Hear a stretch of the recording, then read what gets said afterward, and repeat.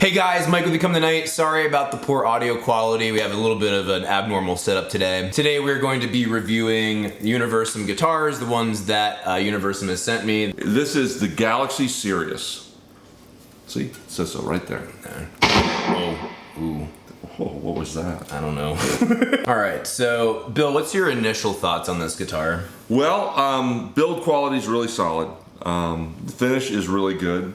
You don't see any kind of weirdness anywhere. Is this a set neck guitar? Yeah, it is. Yeah. Oh yeah, it's set neck. Okay. The thing that's kind of weird is it's got a scallop back. I'm not sure why they have a scallop back, but they do, and it's a little bit weird, but it's not disconcerting. You know, it's not going to throw you off. It wasn't uncomfortable for me to hold. Right. Yeah. The finish on the fretwork is really good. I mean, sometimes you pick up some of this stuff and you can go ooh, ah, ooh, ah, and you need a tetanus shot when you get done. But this is good. This is really actually pretty good. And the neck shape, I like my necks to be a little bit less chunky. This is a little bit chunkier than I like, but it's got a real nice asymmetric feel, like it's already been worn in. Mm-hmm. So that's cool. I like my necks unfinished, and it's a finished neck, but the things that I don't like are completely subjective. Yeah, you know? Yeah, and I got to say, when I played this thing upside down, I dug it. I think it had a really nice feel on the neck, and I'm not even into necks that are that thick. Like, my Ibanez is super, super thin. Yeah. I've got a bunch of Warmoths and Warmoth necks, and I've got one that's a really fat neck, and I tend to stay away from that. And I've got thicker necks, but they're like more boat shaped, so they're not quite as, I mean, this is more like a broken in 59 Les Paul kind of shape. Okay, so if you dig the like 59 Les Paul shape in necks, you're probably really going to dig this neck. If you like the 60s Les Paul, you'll probably be like, it's a little bit fatter, but it's not so much that you can't get around it. And again, the fit and finish, like, it looks like it's bolt on. It's not. It's a set neck, but man, it's really nice and tight. It's really nice and tight. Aesthetics. How do you feel about the aesthetics on it? I'm not a big fan. I'm a big dude, so this real skinny body is going to look like a toy on me. Well, okay, and I will say I was very skeptical about that at first, mm-hmm. and they have pictures of Alice Cooper playing that guitar on stage, and actually I thought it looked pretty cool. Well, Alice Cooper's a little dude. I will say I could do without the studs. I like the studs personally. Yeah, but I'm also a gaudy asshole. I might be an asshole, but I'm not that gaudy. You know, this is interesting. It does make me wonder about, and when I say this, I don't know if you guys can see it. Yeah, drop it down just a little further. It's the faceplate there. The faceplate here, it's a great idea, but I'm just thinking changing strings, that might annoy me at some point. I don't know. I might not. I will say I had to change the strings on the Corona, which we won't be looking at today, but it wasn't that terrible, honestly. I think it's a cool aesthetic to have. Doing it all the time, I don't know. Maybe I'll get sick of it, maybe I wouldn't. So that's a yes or no type of thing. But they actually have a tool built right into the body. This is a great idea. Here, let me turn this down. So, yeah, right here. This is what Mike's talking about right here. They've got this little flathead screwdriver built in. And what's cool about it is they've set it up so even where you've got a, let's see, I guess you could there too if you want. Oh yeah, you can adjust the bridge. I adjusted the bridge right here. I adjusted the intonation. Yeah. You can adjust the nuts right up here with it. And you can also take that faceplate off with it. So, I mean, you pretty much have every tool you need with just this flathead screwdriver. Right. And then I think there's another guitar that we're not showing here right now. Well, we'll get to that one. That one, it's interesting. It's got Godot's Floyd Rose licensed bridge on it. These guitars, you said they came over from the Ukraine, right? Yeah. So they probably had a pretty good factory setup, but traveling from the Ukraine is a long way to go, and if you've got a floating, vibrato, it's not going to stay right. I don't see how it's going to go all that distance and stay right.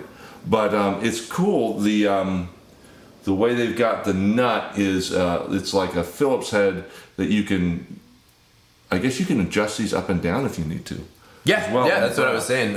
Especially when I was using the Corona. So the Bridges saddles here, they're actually made for each string's thickness. So when I flipped it upside down, I was getting a little bit of buzzing issues with the B and E string because it wasn't sitting right in the saddle. Yeah, they're bouncing. And not only that, but they were also hitting against frets at certain parts. So I had to adjust the nut a little bit. And then actually, you don't see this in the video, obviously, but I took the little trick you can do if you have buzzing and you don't know what the fuck to do about it. Slip a little piece of paper underneath the saddle. So the thing that gets me right here is you've got this truss rod wheel to adjust the truss rod, and it's in the space between the 21st and 22nd fret. And I would rather see that outside of all the frets. And the reason why is if you get clumsy, like myself, or you're not fully totally on your game, that's just a chance to ding up a fret, I think. It could be that. Also, it does feel like a scalloped fret. I felt myself pushing against it and actually going out of tune while doing that. Yeah, it's such a narrow fret. You're gonna have a hard time fitting a finger in there to really go there. And I've always found that scalloped frets up there always feel the same. I don't feel a difference depending on the fret height. Oh, yeah. But I just want it. I want it someplace where I won't make a mistake and ding a fret, because then it's like, oh crap. Now the good thing is they're really high frets, so if you had to dress them and they're a little lower than the other frets, that's not really a problem. Yeah. So that's okay. And to go back to what you were saying, I actually really like the frets on this guitar. Yeah. My frets on my Ibanez are a little bit larger, but not much. But yeah, those feel fantastic. Yeah, give us a quick demo here, man. Okay, well.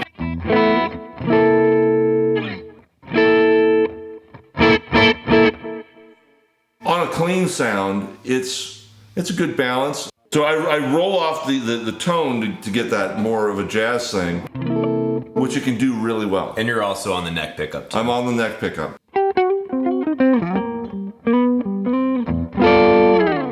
Now, obviously, this guitar isn't really made to go out and do bebop.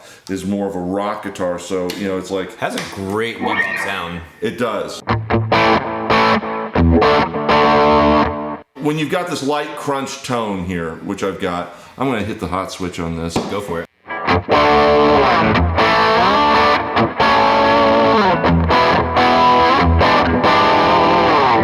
Now, I don't know how it sounds to you, but to me and to us in here, that's more of a crunch sound versus a really heavily overdriven sound.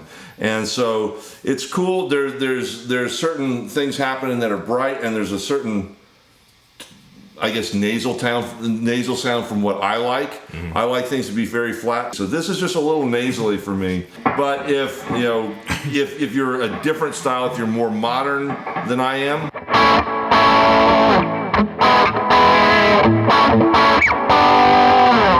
you might like it a little bit more, because what I think they're doing here is they're making it for a more modern player, but they're also giving you a little bit more mids than what's scooped out. I will say I wish it had a little bit more warmth on that bridge pickup. Personally, yeah. There's something that happens here, like that note in particular. There's a certain pierce to that. Okay, so you've got maple, you've got alder, and you've got an ebony fingerboard. Yeah. So the alder tends to have kind of a beefy sound, and the maple and the ebony definitely are very bright. But there's something, and I think this is a pickup issue. The pickups, I'm not really a fan of the pickups. I would swap them out. Yeah, I would swap them out for whatever your favorite brand is. You get the highs, but you don't get piercing highs. Mm-hmm. And as I just demonstrated there's a pierce to that note that is kind of like, whoa. Yeah. I'm not digging that so much. It shows up more when I go for something. Oh yeah, that's more overdriven. I'm not using distortion. I'm using overdrive. Though I'm going from the Rocket Pedals Blue Note overdrive, the first one in the professional series, to their Jet Series Touch overdrive, and the Touch overdrive has a lot of overdrive in it, but it's not like a DS1. It doesn't cross over to distortion, but you're getting a lot of pierce there as you're upping that overdrive level. So I would switch out the pickups pretty quickly. I would probably also, I mean, these fit the aesthetic of the whole guitar, but I like something with a little bit more feel on the side. If there was one thing that, I mean, everyone was talking like, oh, I don't like, I saw your fucking comments down there. They were like, oh, what's up with the yellow guitar and all the studs, blah, blah, blah. The thing that I would change, hardware on the knobs. Sure. I mean, they totally fit the aesthetic of the guitar. They totally do. I would want more chrome personally. but you know what I'm finding is if I'm doing something where I'm doing a lot of volume knob work, I'm slipping on this thing because it's so smooth. The EVH guitars, the Wolfgang, you've got that gnarled knob that was made famous on the MXR pedals. You know, that the 6-sided, really large thick groove knob. I mean, the great thing, I love the fact that you've got this telling you, okay, this is where you are, you know, this is volume all the way up and here you're all the way down. I love that, you know, because sometimes you get these plain knobs that look great. Like I've got these really great barrel knobs with abalone tops, and it's like, well, where is it? You know? Oh, even the ones like fucking, I've always seen the ones with numbers on them. They've never lined up to where it's made sense for me looking at the knob. I'm like, I'm turned all the way up, but I'm looking at the number 5. This doesn't help. So that to me, it makes it actually easier. Yeah. Yeah. I mean, I just like a knob. I mean, when you're playing, you're going by what your ear's telling you anyway. Yeah.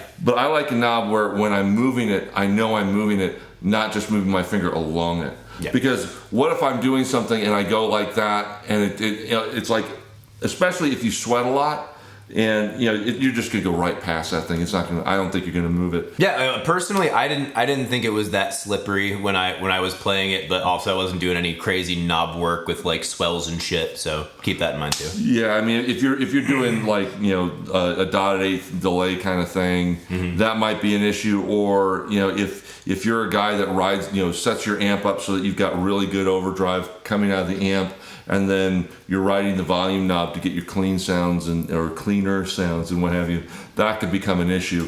But again, it's a personal preference thing. Yeah. But yeah, I mean, it's cool. It's easy to play.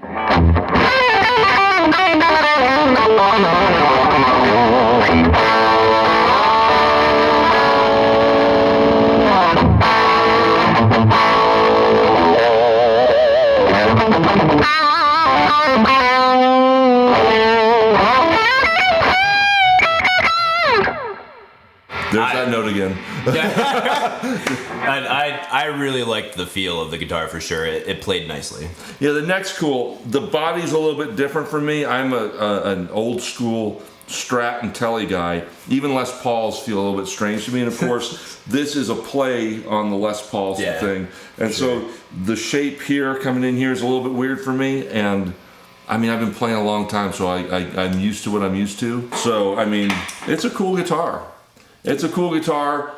Not my aesthetic preference, but that's totally subjective. That's not a reason not to buy the guitar. All right, let's move on to the next one. So next up, we have the Universum Galaxy Sagitta, again with the faceplate right here. Right. This is clearly aimed at the metal guy. It's got the Floyd Rose. It's a floater. Has one pickup, one volume knob. Now I'm always a fan of the one humbucker in the bridge and the one volume knob. I'm typically pretty skeptical because a lot of the stuff that I do is prog, so you want like a certain amount of adaptability. Sure. Well, my main guitar that I showed you, it's got 3 pickups in it, and so I can get the sounds. I can get a multitude of sounds out of it. But when I've played in bands where I was doing what I wanted to do, I tended to ride the bridge pickup myself. Most times I ride it too.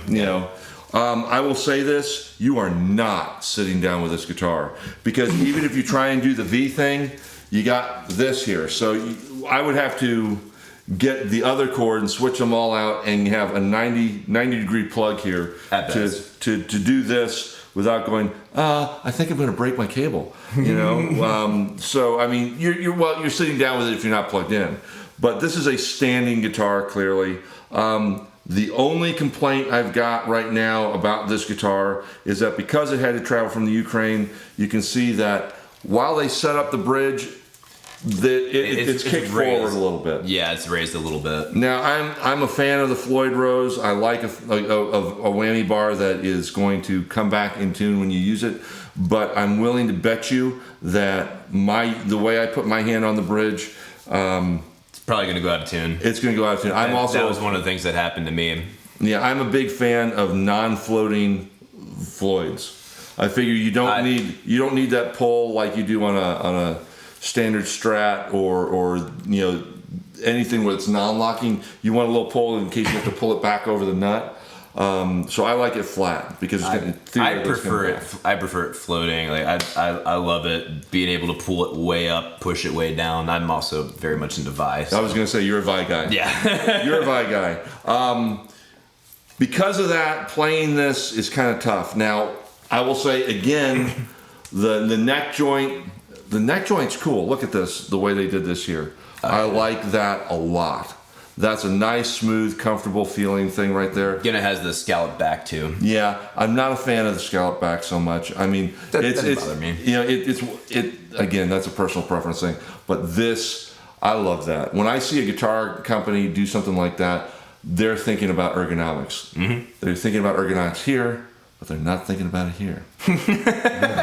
Yes, this is a show guitar. I was gonna say this is absolutely style over substance, and of the three, I think this is probably my favorite one. Really? Personally. Yeah. Okay, this one, as far as aesthetically goes. This one clearly was made to get up on stage and throw down. Yeah. I mean that's what you're doing. Is you're getting up on stage and you're throwing down. The neck again is like the previous guitar. Mm-hmm. It's like the Sirius. I think it might be the same neck. Well, you know what? This one actually feels just a little bit narrower. I mean, just a touch, you know, narrower. So I'm more of a fan of this neck over the other one. I would rather sit down with the other one than this one, but I'm a fan of this neck. Now, if we were to take it to a tech and have it properly set up where they took care of everything, because I don't want to set the intonation on a Floyd. I just don't like it. Yeah, it's a bitch. You know, then I would probably really dig playing this guitar. Let's see, you know, you're not getting jazz tones out of this one. So no. Let's go straight for what it's designed for.